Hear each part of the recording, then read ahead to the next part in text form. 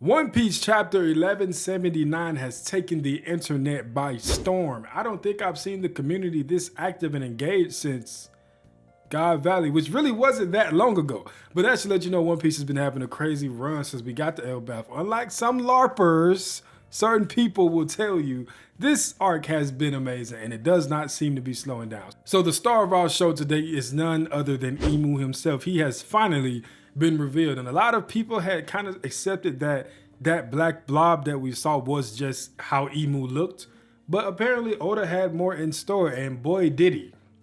Now listen, One Piece has some amazing character designs. I think for all the stuff it gets for some of those goofier designs, people with big body and little legs, you got some bangers. Mihawk, King, Law, Doflamingo, even a main character like Zoro, who I don't think people appreciate enough because of how often we see him, really does have an amazing design. Imu has to automatically be inserted into the top 5. And he really truly does have an argument for the top spot. This chapter was just a straight up masterclass at introduction work, and I am more excited than I've ever been for the next chapter. So we are going to discuss a few very interesting details from this chapter that you may or may not have missed out on, and we're gonna do some theory crafting.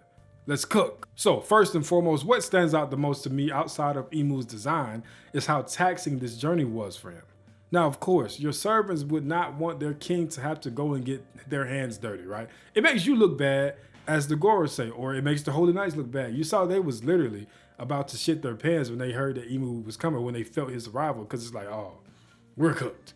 But these warnings were much more cautionary than more so them trying to save their behind. There was a lot more to it. And a lot of dots and cutoffs that they wanted, because Oda is still, at the end of the day, vague man, right? He's not gonna show his whole hand until he absolutely has to. And I say that, but we got a lot more out of Elbaf than we probably expected as a fan base. But either way, their warnings felt much more cautionary, and it came from a place of worry, because maybe there's gonna be some real problems that Imu could face, or drawbacks or some type of repercussions, just from going to the lower realm, as the Celestial Dragons call it. So, I got a few questions. I got a few observations. I got a few things to talk about. So number one, now as we know, the Celestial Dragons wear those snobby little bubbles because they believe themselves to be too good to breathe the same air as humans. Or at least, that's what the regular Celestial Dragons believe. What if this whole time this was actually started from Imu not being able to breathe the air outside of the throne room, or at least on the lower realm, for too long? It could be a trade-off from his devil fruit, or if it's a devil fruit, but it could be a trade-off from whatever that situation is, or maybe just something from whatever race he's a part of. Now, he is in legit physical pain upon landing in Elbaf. He's coughing. That splat was probably the black stuff coming off of him, but regardless, you can tell that this is not a pleasant experience for Imu. And this is the first time we've seen him outside of Marriage Rock. But we have seen this blob, I'm gonna just keep calling it a blob, exists outside of the flower area. We saw it on Gunko. We saw it on Saturn. And it didn't seem, obviously we just saw him in Elbaf. It didn't seem to have any a reaction to being outside of the throne room. So is this an Imu specific thing, I wonder? Now the easy response here is, well, why doesn't Imu just wear a bubble himself? And I don't think something as serious as a contract with the devil could be so easily circumnavigated by just putting on the helmet. Maybe just the idea, or how stuff in One Piece gets passed down like children's tales? Maybe the tale of a celestial dragon that couldn't really survive breathing the air from the lower realm passed down through the years, and that's what made the Celestials start wearing these bubbles. It's born of ignorance, because these are very ignorant people. Number two, Imu being physically unable to leave the castle has some grander implications, to me at least. Luffy's entire drive is around his need and want for freedom. He wants to become the king, but not to conquer the world. He just wants to be the freest man on the seas. Imu, on the other hand, could have potentially traded away his freedom just to conquer the world. That would pit them at polar opposites as far as their goals and what they were willing to do to accomplish them, and it sets up a perfect clash of ideals. Now, of course, Blackbeard fits in somewhere, probably right in the middle, where he's willing to do whatever it takes for freedom. I don't know. I haven't really had a time to sit down and articulate his place in this fight yet. But philosophy, right? We love to use big words in the anime community. The buzzword pandemic we're going to. There are two sides of the same coin. Oh my God, the One Piece community has driven that one into the hole. But either way, it's going to be a really dope clash of ideas when we learn about what happened with Jobo and Imu and how Luffy just perfectly represents what Jobo was trying to do, which is just freedom and rising to the top because you want to be able to fully experience your freedom in the way that you want. Right? I'm not finna compromise. I'm not finna sacrifice my freedom to be the king. Why would I do that? What's the point in being a king if I've sacrificed everything to do it? At that point, I'm just another pawn. Number 3 for me is Garling being a potential traitor. I've had this theory for a really long time. I think that the Figurlings have much greater motives than just serving Lord Imu. And I know it's kind of tin pot, doesn't really come from anywhere, but all of the Celestial Dragons are pieces of shit. But Garling is especially snobby and a piece of shit compared to the rest. And I don't really see him devoting his entire life to serving someone else. I think that Garling will pounce on the opportunity to rise as high up the mountain as he can. And if you take a look at this scene and what was going on, everybody else was, hesitant, like, we need to, Imu, you kind of tripping, like, we might not, you don't need to leave. Garling, on the other hand, hey man, there's no time to be idle. We got to do what we got to do. Now with Shamrock back and Imu gone, this is the perfect opportunity for him to try to take a stab at the throne. Maybe there's chaos that was already going on in the Holy Land. Could have been something Garling planted. And it would be even crazier if Shamrock's game idea with the Holy Knights on Elbaf was something just intentionally to waste time and cause for Imu to have to pull up. That's kind of like, that's a stretch.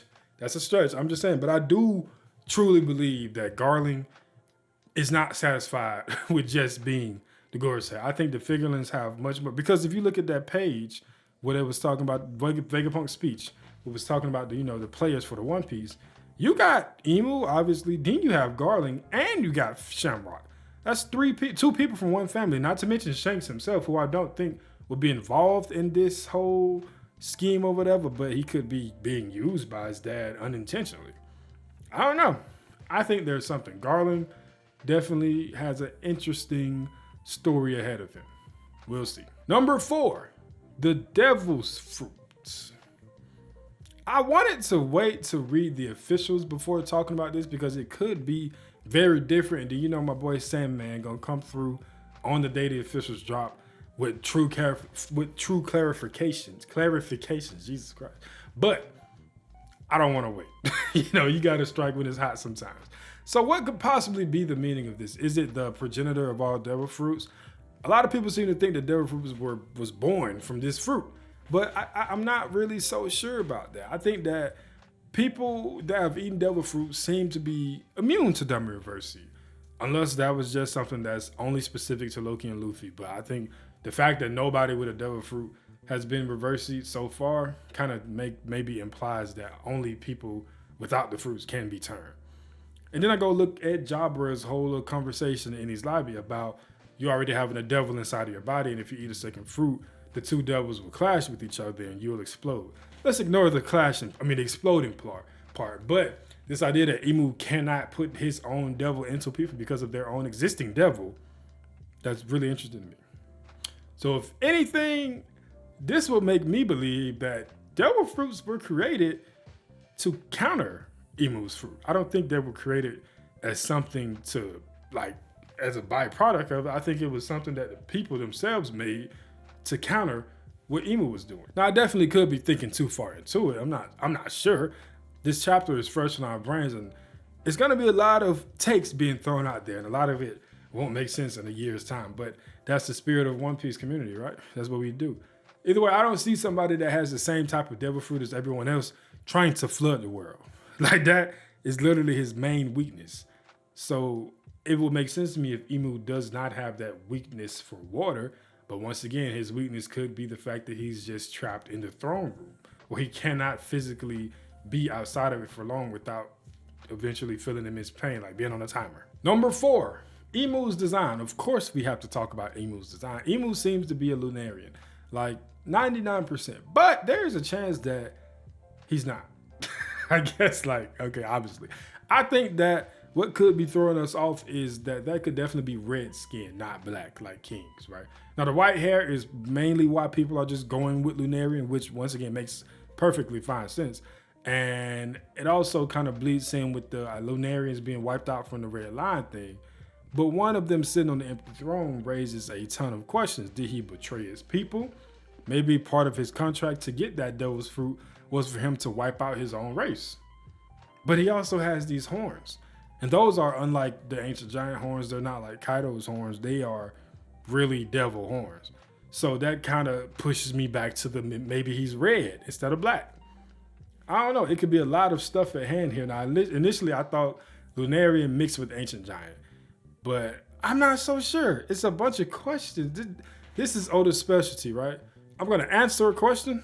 And when I answer that, I'm going to make you come up with 5 more from my answer. But either way, a long time ago, and I have proof. I found a screenshot. It was in my notes from 2024. A long time ago, I had an idea about Imu's powers being foreshadowed through the Yonko. Like, not like he stole them, but every power that the Yonko had, all of that would be what Imu can do, kind of scaled up. And I think that theory is kind of gaining some legs. I like where it's going. He seemingly turned into a dragon during his Cobra and Sabo situation. So that's Kaido. He had the trees and the buildings singing a song and transforming. So that's Big Mom's soul fruit. He has a Naginata like Whitebeard. Now, Whitebeard was my one I was like, he's kind of was killing this theory for me. But we got it. He got a Naginata. That's enough for me. The Conqueror's Haki like Shanks is probably the weakest point because a bunch of people have Conqueror's Haki. But now that we know Shanks is Celestial Dragon, then you can just say that's what he has in common with him. So let's not say he has a mixture of all of their powers, but he has some type of trait from each of the Yonko. Oda was kind of just sprinkling in Imu's powers through the Yonko. You know what I'm saying? Maybe that's a better way to word that. But now my question is, how big is Imu? I mean, we know that One Piece is kind of inconsistent with his size scaling. And him being that big on top of the giant castle kind of implies that he's a really big person. But it could also be a situation where maybe he can change his size at will. That's not far-fetched, especially if he's going to be like the antithesis to Luffy, who can turn into a giant. But he seems to be pretty huge, but I would be willing to bet the next chapter he's going to be a lot smaller. I can't wait for a much more detailed double-page spread coming soon, hopefully. So the next point, I think this is number 6, maybe 5, I don't know. Dragon. I have seen a lot of conversation about Dragon, and I hate to be the guy, the Dragon defense guy. I hate to be the one that has to just bring up Dragon all the time. I mean, I really don't, but I do. People are like, why hasn't Dragon, who's supposed to be going directly at the world government, why wasn't he a part of that little thing Imu was doing? The little flashbacks, looking at all the people that have been thorns in his sides. Why was Dragon not there? Where is he? This guy is such a fraud. And you know how quick people are willing to call Dragon a fraud, right? He can just wake up on the wrong side of the bed one day. Why is he sleeping on the right side? He's such a fraud. Oh my God, regular guys sleep on the left. He can't do anything, right? Like, seriously. But here's the thing. Dragon not being there is exactly what makes Dragon special. There would not have been a revolutionary army in the past for Imu to have been reflecting on, obviously. And it's not like he is some type of ancient weapon. He's just a man that saw the state of the world and was like, I don't fuck with this. I'm gonna change it myself.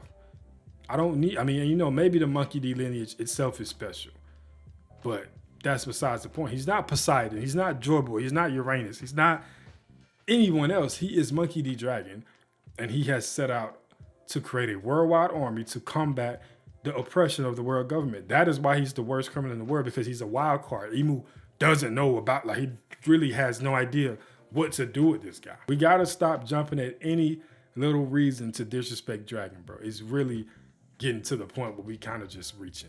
You know what I'm saying? Now, before we wrap it up, I want to do a few quick hitters on some points that were kind of interesting to me, but I don't think they deserve a whole little paragraph section or whatever. Why does Marcus Mars refuse to sit down? Is he scared of chairs? Like there are 2 open seats right beside you and he's still standing there. Like it's kind of weird to me. We get it. You can fly. I understand, but bro, just have some respect. To me, I would, if I was Emu, I'm like, I'm disrespected at this point because you don't respect my house enough to take a seat. You think it's dirty? Whatever. Now let's talk Ragnar. Ragnar's ice powers are very interesting. He's the only person that can melt them. Now I would assume that if you have superior hockey, you can negate that like Garp was doing with Aokiji, but that's kind of busted. Like if we being for real. Speaking of Aokiji, boy, you are cooked. You are cooked. Anyway, names. Let's talk about names. I think the Holy Knights seemed really intentional with those lines saying, "What would I won't forget your name, Gerd and Sanji." Is there something there with names? Is it like, can they curse you or whatever? I don't know. Maybe they can get the names to Emu and that's like some they plan to Domi reverse. Maybe he has to know your name to Domi reverse you. And him knowing Sanji and Gerd's name could lead to some trouble when he gets to the actual battlefield. I don't know. I really don't want to see Sanji getting Domi reverse. We trying to get Conqueror's Haki, bro. We not trying to take steps backwards. You feel me? I'm not. Come on now. So that's all I got for today, man. This was a very exciting chapter. I got some more videos coming this week. I was gonna put a Zoro video out, but once I got the chapter, I mean, I didn't read the spoilers this week, but hearing about all the hype and stuff, I was like, I don't really want to drop an irrelevant video. But this is a break coming up, so I definitely will have that video out this week. And I know I broke my 1 video a week rule, but that rule is very unrealistic for me right now. I'm gonna say 10 days. I can't go 10 days without a video. That's a lot more manageable for me because once a week, hey man, I can't promise that. I can't guarantee that. But every 10 days, no doubt. I know that 3 days might not seem like a lot, but it's definitely a lot. So I appreciate you guys for making it this far in the video. If you did, please drop a like. Please subscribe. Once I hit 500 subscribers, I'm not really that far. I'm actually really close to 300 right now. I don't remember when I was at like 60 subs, I was there for like 2 years, bro. So this growth recently has been very heartwarming for me. I'm thankful. When we get 500 subs, I'm streaming at least once or twice a week. Now that's something I'm gonna do for sure. Making a video and streaming, that's 2 whole different situations. So at least once or twice a week, once I hit 500 subs, we streaming. So make sure you sub up because I'm really excited to do my call-ins with you guys. I don't know if y'all seen my old videos, my crow's nest joints, but we're gonna bring the call-ins back for the stream. So if y'all wanna see that, like and subscribe. Peace out.